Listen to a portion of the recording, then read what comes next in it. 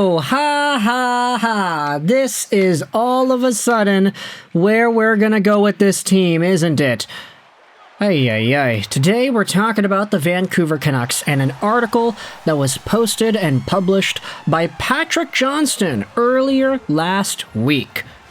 We're not gonna dive too deep into everything because I think this kind of speaks for itself, really.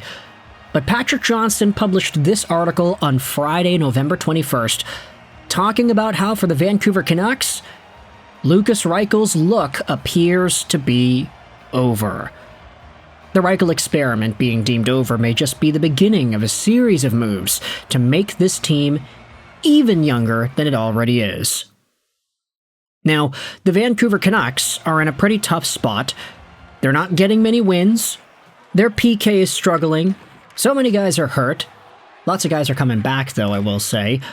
But ultimately, Vancouver is not in a friendly spot, and with the Calgary Flames game potentially going on later today, we will see whether or not Vancouver has what it takes to beat one of the worst teams in the league this season.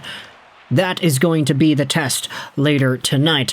Of course, Lukas Reichel is the mainstay name in the title of this article, and we already discussed him and his situation a couple of days ago. How Vancouver already has given up on Reichel, which is another one of these moves that the Vancouver Canucks have done only for them to quickly regret it. Desharnais, Sprong, Danton Heinen, Lukas Reichel. They sign these guys, they trade for these guys, and almost immediately shortly after, they are out of the organization because the Canucks recognize their mistakes and they want to put themselves on the right track.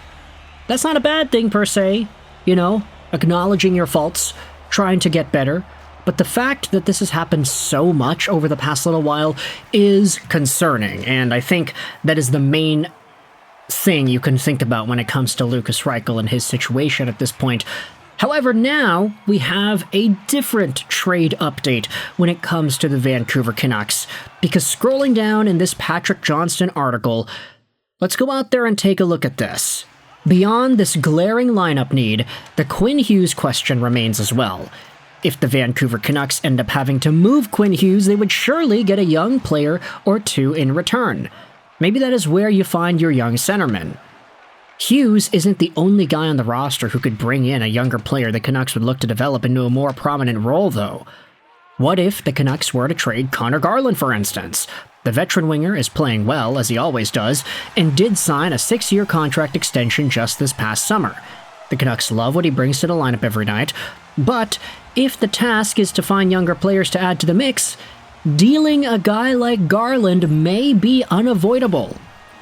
A pair of NHL sources suggested the Canucks may already be considering such a move. Bottom line in all this, the Canucks are fast approaching a tipping point on the season, where either they will bank back towards a playoff run, or have to start making some hard choices about the roster's future. And that is it. Oh my goodness, the Vancouver Canucks are in a spot where they are potentially trading away Conor Garland? Ay. They just signed this guy. They just committed money to this guy. They just gave him 6 years. Ay. Talk about short-sightedness. Talk about quick impulsivity. Talk about going out there and trying to correct your mistakes in the most frantic way possible to the point where you start infringing on the guys that should be core guys on the team.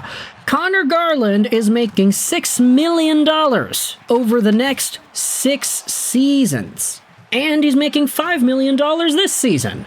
That's not bad for a guy who's on pace for 57 points.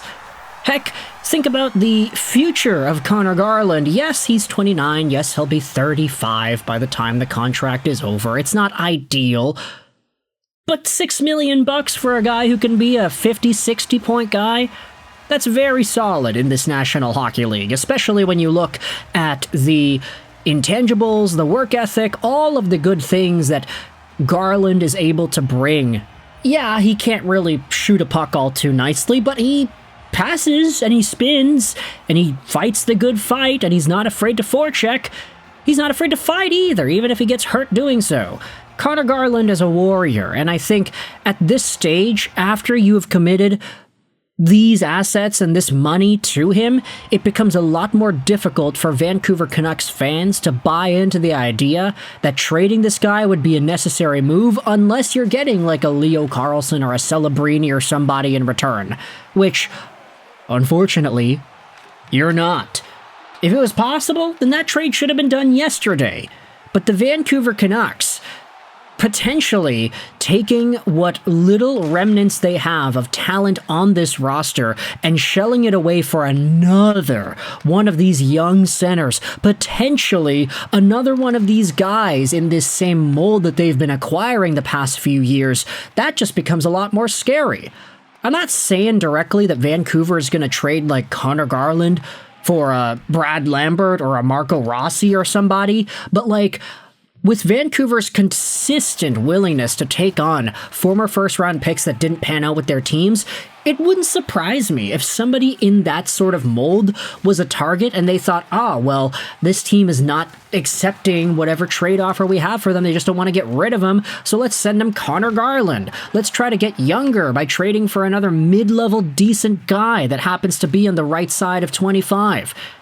I have a very difficult time thinking about any potential young centers that would be available that would be the cost of admission for a Conor Garland-like asset. Like Celebrini, Bedard, Leo Carlsson, so many of these young guys are very talented names, but none of these guys, I would say, are available.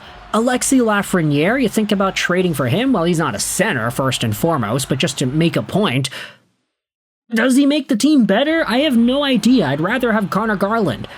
If Vancouver is going to be trading Conor Garland away for a center that can provide the same offensive output as a Conor Garland, Vancouver would essentially just be looking at things in the same way TSN did when they made their top 50 U24 hockey players list. Younger equals better. That's why we gave 6 years and $6 million apiece to Conor Garland at the age of 29. He'll be 30, 31, 32, 33, 34, 35 years old when that contract expires, but this team wants to get younger. Like, I don't know, man. It just feels so weird at this point. I think because the Canucks have been so banged up and we have seen how inadequate this team is, it's like, yeah, okay, maybe getting younger is a reasonable idea. But Conor Garland is one of the few actually effective players on this team. If you're trading for a younger guy who doesn't have his crap together and who isn't already a legitimate top 6 contributor who is at the very least at the same level of a Conor Garland offensively, which you're not going to get because if he's younger, then automatically he's going to be worth more, then I just kind of think, like, the team would be getting so much worse if they traded Conor Garland for, let's say, a Brad Lambert, for example. Even if you're the biggest Brad Lambert fan in the world, even if you think this guy's going to be the bee's knees, he's going to be an 80-point player, he's not that right now, and the Vancouver Canucks will get so much worse when they acquire somebody who is not that good by trading Garland away. Let me know your thoughts in the comment section below. How do you feel about the idea of Vancouver trading away Conor Garland in some sort of a desperate attempt to get younger at the center position? Younger may not always necessarily mean better, but we do still have opportunities to dive into the future and what other players could be available there. I don't know if any team really has a center that is young and that could be contributing in a very positive way, so much so that it would make Canucks fans believe that a Garland trade is a positive thing for this franchise. Let me know your thoughts in the comment section below. I hope you've enjoyed this video. And bye.